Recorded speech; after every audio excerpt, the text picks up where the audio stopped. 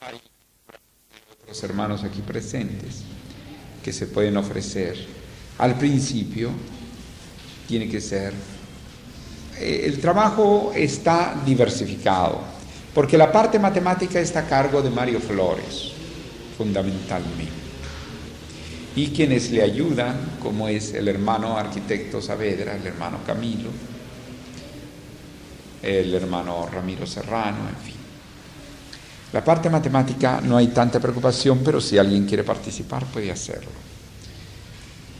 La otra parte es cuestión de trabajo, de estar reuniendo determinados datos, extrayendo de la teoría científica de la cosmobiología, derivando hacia otras aplicaciones, condensando, porque en cada carta que se va a publicar en plástico es un límite de 125 líneas por 50 letras de ancho, de tal manera que es un trabajo condensado a 4 columnas por un lado, 4 columnas por otro. Entonces, como quien dice, son 50 letras en una columna, por 4 son 200 letras y por el otro lado otras 200 letras por 125 líneas. De tal manera que entonces, para que eso quede al alcance de personas y pueda penetrarse de una manera accesible en este mundo de tanta rapidez, en que si uno presenta una cosa muy numerosa, no va a resultar, no lo van a leer. Entonces, por lo tanto, claro, nuestros trabajos realmente la mayor parte son trabajos a largo plazo. Y por eso muchas veces no se comprende el trabajo que realizamos. Porque luego dicen, bueno, pero ¿qué están haciendo? Sí, pero son cosas que tardan años en hacerlas. La cuestión de la matemática, de nuevos modelos para lograr observar y seguir 40 factores que se mueven sobre 40 fijos y otros 40 que quedan de acuerdo al tiempo, moviéndose lentamente. Necesita, con lápiz, no podían haberlo hecho los antiguos. Tiene que alimentarse la computadora, pero para que pueda trabajar la computadora, en la computadora hay una imagen muy técnica. Eso no lo es así desde el punto de vista de la investigación, porque uno tiene primero que dar con esas realidades que después lo que va a hacer la computadora es trabajar en eso con su operatividad rápida. Pero la creatividad del hombre está grandemente cultivada para poder llegar a dar con eso, situar, dictar qué es lo que va a hacer, que es una maquinita de calcular la computadora en ese sentido. Una máquina tremenda de cálculos, muy grande, pero ¿qué va a calcular? Está en la creatividad del hombre. Entonces, ¿cómo ha venido evolucionando ante la energía? Por ejemplo, en la geocronología hacia atrás, es muy interesante observar cómo fueron desapareciendo especies que tenían la cabeza pequeña y el cuerpo grande. Pero esa evolución de las especies a la luz de fenómenos por segundo es apasionante, ¿no? ¿Por qué somos así? ¿Por qué no somos como nos imaginamos a los marcianos con unas orejas así y unos brazos de ese tamaño? ¿Por qué somos como somos? ¿Cómo han sido los factores de nuestro desarrollo? ¿Y cómo va cambiando el tipo de hombre a través del tiempo? Somos seres del tiempo. De tal manera que entonces quiero hacer observar la base de ese trabajo de cosmobiología, que es un trabajo fundamentalmente triforme, o sea, bajo la sombra de 3 modelos matemáticos. Pero que no se asuste nadie, como nadie debe asustarse al acercarse al teléfono.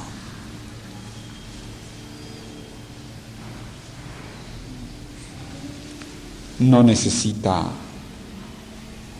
culturizarse al hablar por teléfono acerca de cómo es esa maravilla genial del hombre de poder tener esos aparatos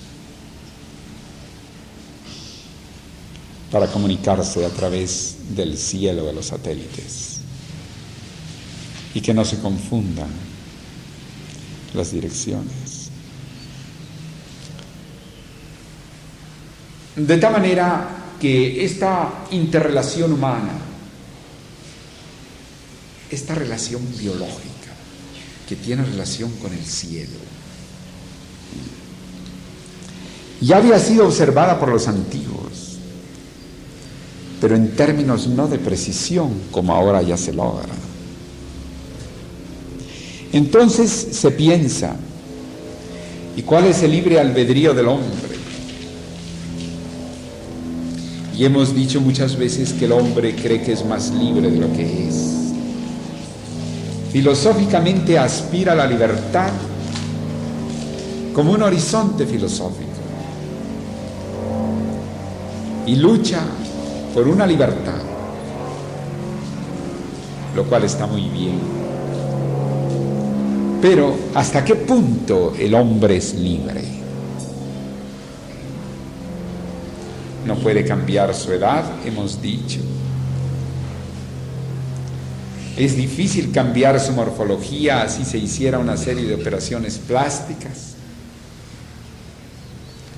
Difícilmente cambiaría la morfología de su hígado, de su riñón, tendría que cambiarse una serie de órganos, que con solo cambiar uno de sus órganos ya quedaba curado de espanto para volverlo a hacer otra vez, de tal manera que entonces más bien dejaría tranquilo y diría, no, yo me quedo con mi hígado como está, con mis riñones como están, es decir, su libre albedrío, su libertad no llega a poder cambiar probablemente ni sus orejas.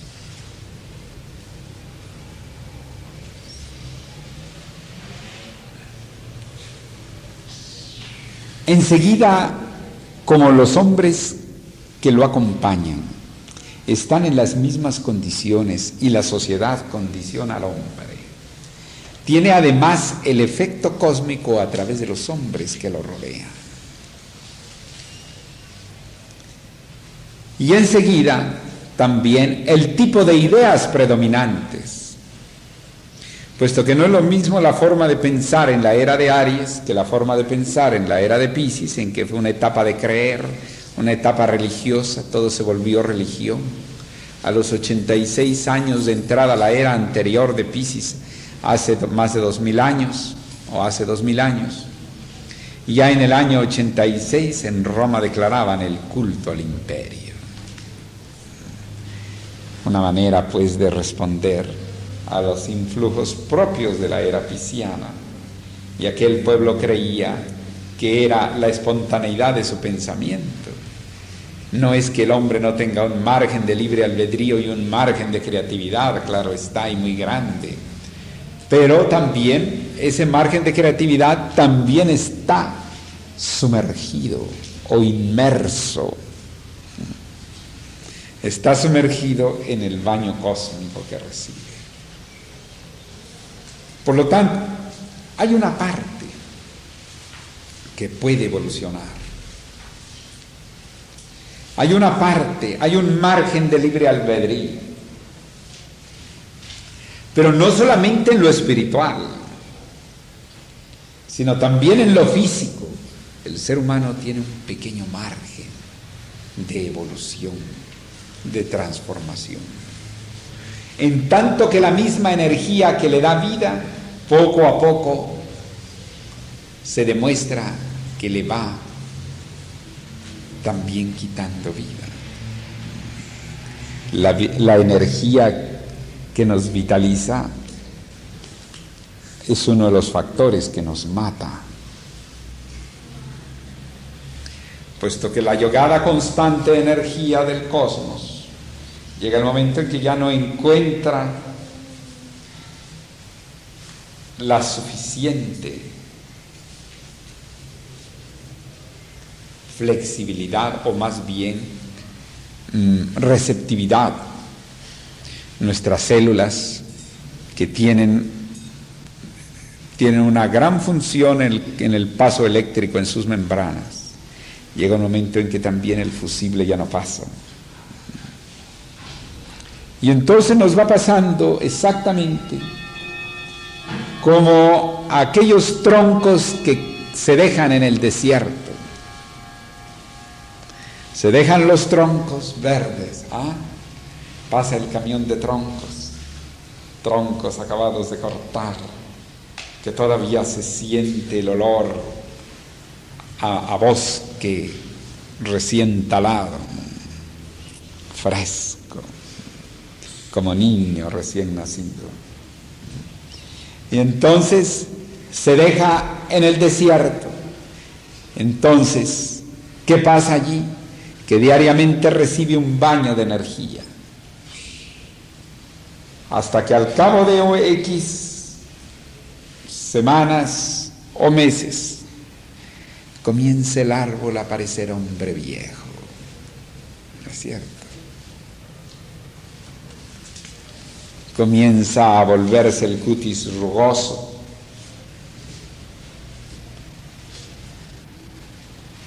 Comienza a haber grietas, arrugas, encogimientos, hasta que ya ese árbol no puede vivir más.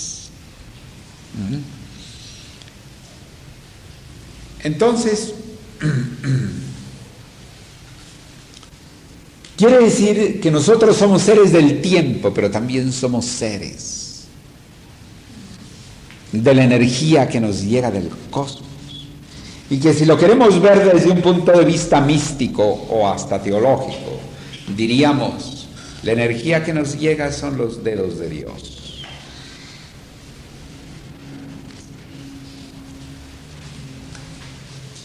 De manera de que la visión cosmobiológica indudablemente traerá una transformación para los seres humanos, una transformación que se desata. Nosotros en esa máquina Composer estamos dando a conocer cosas que van a desatar nuevas conciencias en el mundo. La conciencia del destino. Qué bonito se oye, ¿no es cierto? Hay la ópera La Forza del Destino, la fuerza del destino, que es bastante bonito. Hay, claro, los rótulos charlatanescos de lea su destino. Pero qué bello, en cambio, entrar al campo de la conciencia del destino, la comprensión del destino. Es como un acto epistemológico, es como un acto de investigación, como para que una nueva conciencia de hombre se despierte, ¿no? Y que precisamente gracias al avance de las computadoras, tan criticadas por personas espirituales, dicen, no, eso mecaniza al hombre. ¿De qué hablas? ¿Qué hablas de nadar cuando no te has echado al río?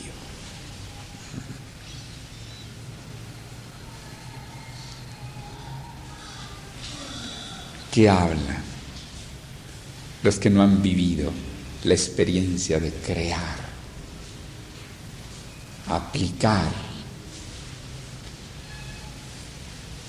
ordenar, que una máquina haga tal cosa? que no se dan cuenta de que el día demasiado tecnológico el cuerpo humano.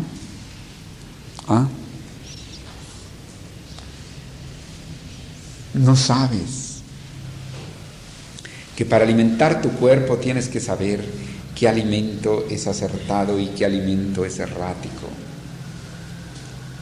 Tienes que guisar, tienes que saber. Porque si te pones a comer por allí unas tunas en exageración, pues entonces no vas a poder ir al baño en varios días.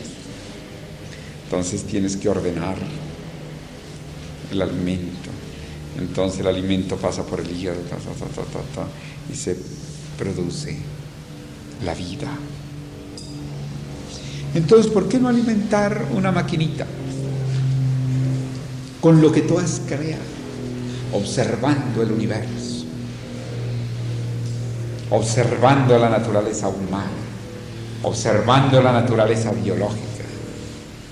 Y para que veas que en ciertos momentos es como el toque de una guitarra, como decíamos alguna vez, el punto vernal, por ejemplo, es como una línea imaginaria que se dirige a un determinado punto de la eclíptica y llega a la Tierra, y es como si se sonara una guitarra allá y contestara acá. Entonces, una guitarra de este tamaño, ¿a quién no le gustan las guitarras de la India? La cítara de la India. Oye tú, yogi de la India, ¿no te gustaría que la guitarra que toca el grupo de Uday Shankar, en lugar de ser una guitarra más o menos de 1,30 metros, que la suenas y hay sonidos intermedios, ¿no te agradaría también saber un poco cómo suena la guitarra de esas cuerdas que se tienden al infinito y que acá está la resonancia en la tierra? Guitarrista del universo, diría un poeta. ¿Por qué te conformas con unas guitarras de 1,30 metros? Tócalas, pero también toca la otra, que también es bella. Pero como esa guitarra larga, esas cuerdas largas, no las alcanzas a ver porque tu vista no te alcanza, tu especie no alcanza a ver más allá, lamentablemente, de unos cuantos cientos de metros. Y ahí se necesitan cientos de miles de kilómetros. Pues entonces sírvete de un aparatito que tu genio creador te ha permitido crear y haz las operaciones que tardarías muchos meses hacerlas en lápiz. Entonces sencillamente cambia el lápiz por la maquinita, le dictas y le pones tarjetitas y cosas para que obedezca, y entonces ella comienza y en 15 minutos te hace las operaciones que tardarías 6 meses en hacer tú. Por lo demás, tú no has disminuido tu creatividad. La maquinita te ha ayudado a disfrutar más del tiempo vida.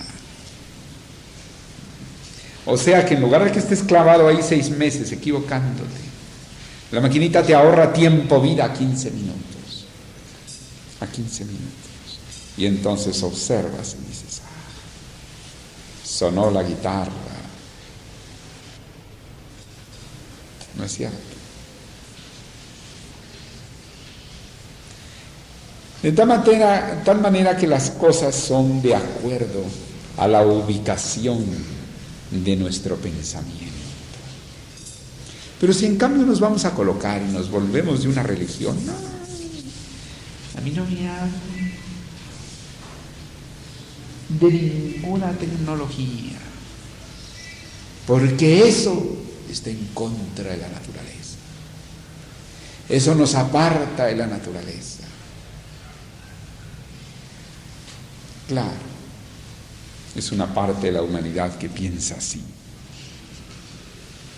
Y se respeta su punto de vista. Pero indudablemente no ha tenido las otras vivencias.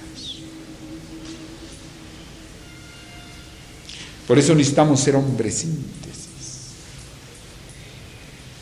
Que aunque tengamos una dedicación, podamos contemplar no solamente el universo de los fenómenos, sino el universo de las realidades.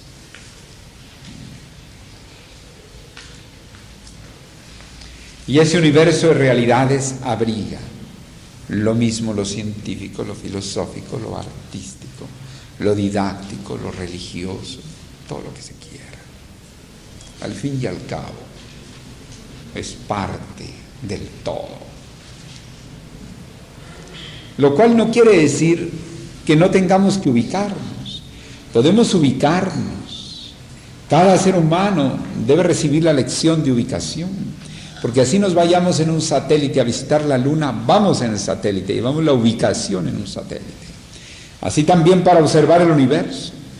No podemos saberlo todo. Entonces, una parte está los diferentes planos de la realidad de cada quien, y desde ese plano de realidad que observe desde su especialidad y que enfoque su especialidad.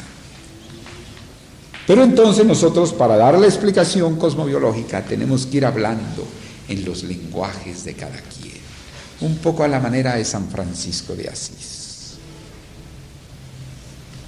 que según parece procuraba hablarle a los pajaritos como tales, y siendo de distinta especie de los pajaritos, de distinta familia, les sonaba la boca distinto, según cuenta San Buenaventura.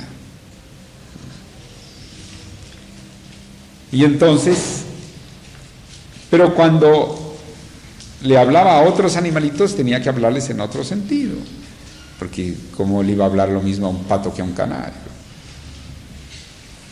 Lógico.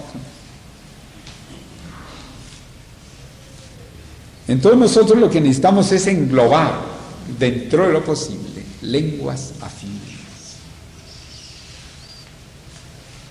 buscar ciertas afinidades y en ese lenguaje hablarles.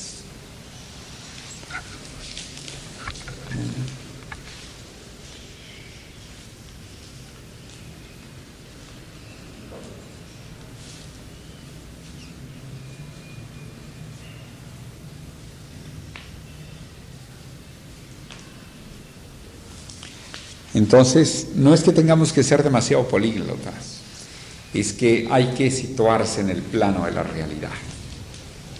Entonces, eso es lo que hay que ir haciendo con los especies de quick shots. Un quick shot para un plano de la realidad, eso es de plástico, para un plano de una realidad, para otro plano de otra realidad, para otro plano, para otro plano, para otro plano. A veces llegan los planos que son opuestos, ¿no? El sí y el no. Estos de aquí dicen que sí. A todo lo que estos de aquí dicen no.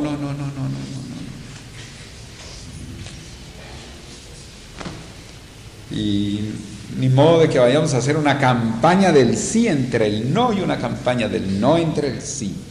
Porque por lo menos está bien hacerla, pero no todos tenemos tiempo para eso. Sino más bien adiestrarnos, profundizar en lo que sabemos hacer. Probablemente una de las cosas, ayer que era el cumpleaños de nuestra hermana Getuls, profesora Isabel González,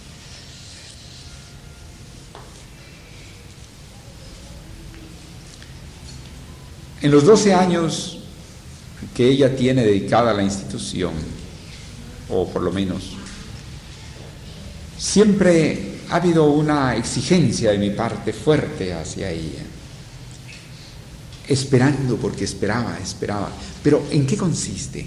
Consiste en que lo que se quisiera es que se fuera más y mejor las cosas. Y ahora, vemos, como dijimos ayer, que ella ocupa un lugar muy especial en la literatura de la institución. Pero, ¿por qué no cada uno trata de mejorar en su especialidad, en lo que sabe hacer, en el oficio, en las destrezas, en las habilidades que Dios le ha permitido, para tener una mejor forma de llevar adelante algo que transforme a la humanidad mucho más que una religión y mucho más que una filosofía, que es un nuevo sentido de la vida por conocer más la realidad? En el caso, claro, estoy hablando del cosmos. El que tenga que traducir, que domine su técnica traductora. Por eso pienso que para traducir bien se necesitan 6 libros mínimos. El diccionario del propio lenguaje, como en el caso de la Real Academia Española o en cualquier otro idioma, el diccionario bilingüe, el diccionario de sinónimos, el diccionario de dudas, el diccionario etimológico y el diccionario de la especialidad. Aparte de eso se necesitan otros muchos, y ahorita estamos precisamente habilitando en el inglés una serie de diccionarios. El otro día, ayer, antier, fuimos creo que hemos logrado reunir ya como 20 diccionarios grandes de distinta especialidad, para que en este trabajo no tengamos el problema del idioma. Pero entonces así en cada cosa. El que va a hacer una cosa, hágalo bien, profundice, estudie, llegue a lo hondo de lo que va a hacer. El que va a hablar,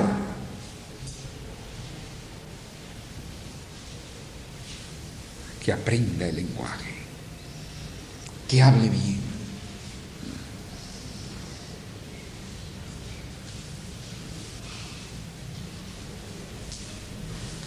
El que va a imprimir, que imprima bien. Es decir, ello se necesita para que nosotros podamos dar un aporte al género humano. Y al mismo tiempo ese aporte tendremos pues el privilegio de estar adelante tal vez muchos años, a la vanguardia de una realidad, de una realización, de una proyección dimensional.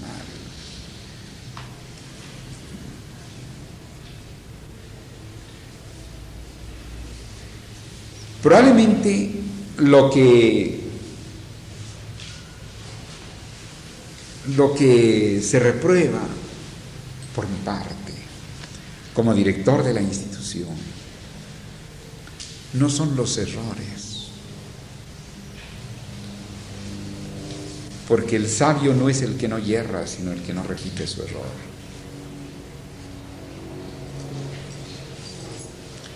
Es la falta de fijarse cómo, cuándo y por qué hace las cosas. La falta de reflexión. ¿Por qué? Porque la falta de reflexión es una falta, primero, de prudencia, después de serenidad, después de observación, de estudio de las cosas. Señor, si voy a tener a mi cargo tal cosa, vamos a estudiar aquí cómo debe estar tal cosa. Aquí, ni más ni menos, la distancia del cojín, la distancia de cada cosa, el reloj en su sitio, cada cosa así.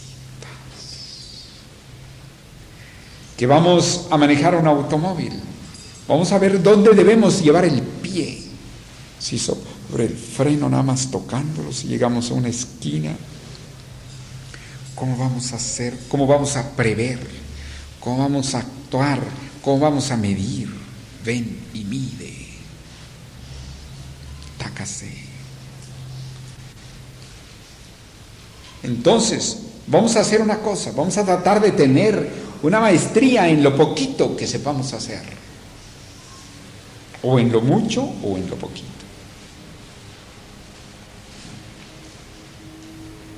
Si depende de mover una pierna como el futbolista, hay que ver cómo enfocaba una patada Didi.